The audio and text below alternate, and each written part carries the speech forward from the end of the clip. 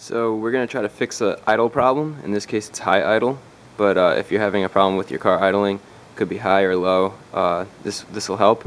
So first thing you want to do is start the engine and listen. You want to listen for any whistling or any sucking noise, like a vacuum line is loose. Sometimes you get like these vacuum lines that are cracked or just they're off, and you'll put your ear near it and you'll hear, okay, well that is loose, and then you just push it back in and it fixes the problem. But other times it's not that easy. So I mean, there's a bunch of different vacuum lines that could be cracked or leaking or loose or whatever. So just give that a check. But let's just say that's not your problem. Let's say all your vacuum lines are good. Next thing you'll want to check is your idler air control valve. And what this does is it regulates with the computer how much air goes in and out. We already tried unplugging it, starting the engine, shutting the engine off, plugging it back in, starting the engine, and seeing if it resets itself. If that didn't work, next thing we're going to want to do is take it off. It's very simple, 2 bolts. So that's what I'm going to show you right now. We're going to take it off and see if there's carbon buildup. Because if carbon builds up, it won't allow the valve to move and open and regulate air, which could be a problem. Could let too much air in, or be not letting any air in at all. So a lot of times a check engine light will be on, and for your GM cars, a code that goes from P505 to P509 in there could indicate a problem with this IAC. For Ford, codes 12, 13, 16, 17, 19, and even 46 and 47 might indicate a problem with the IAC. And for Chrysler, 25, code 25, or P505 through 509 could indicate a problem. So that's what you'll want to look at if you have a code reader. If not, go to Pep Boys or whatever, they'll do it for free. So take those screws off and obviously just connect this and take this out. So here's what we have. This is how it works. You can see here there's a hole here and a hole here. The throttle body plate goes right across, so it allows air. Due to a vacuum suction here, the computer knows to allow a certain amount of air into here for idle.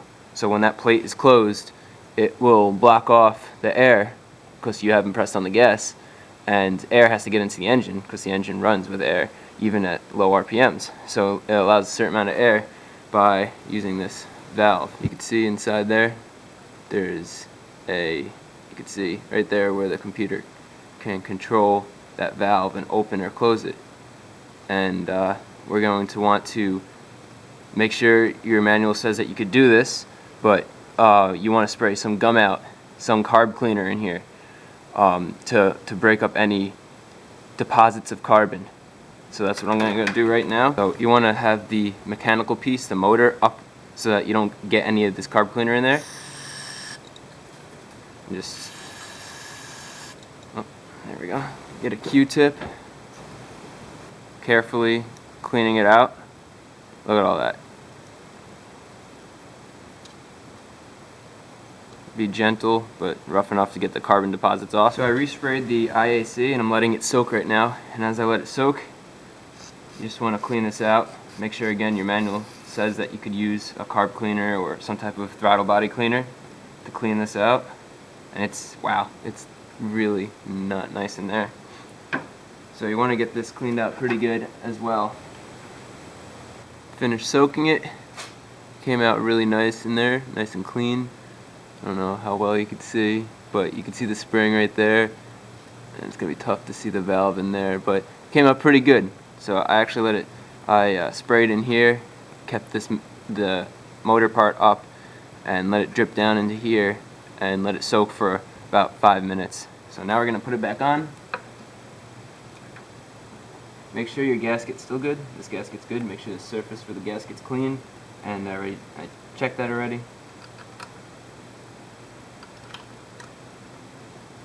Okay, since there's a gasket on here and you have 2 screws, don't tighten both sides down all the way. Just get it so that it's tight enough where you can't do it with your hands or like barely with the ratchet. This is a size 8mm.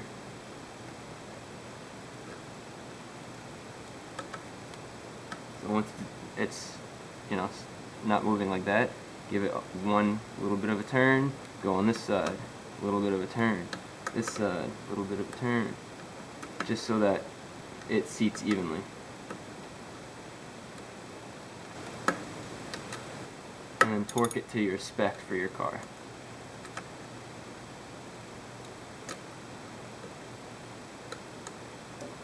Okay, and plug this back in. Okay, now we're going to go start the car. See if the idle changed at all. So as you can see, we fixed the idle problem, idling at like 700, and it looks good. So that's one method, potential fix for your car. Very easy to do and won't cost you hundreds of dollars to take it to a mechanic.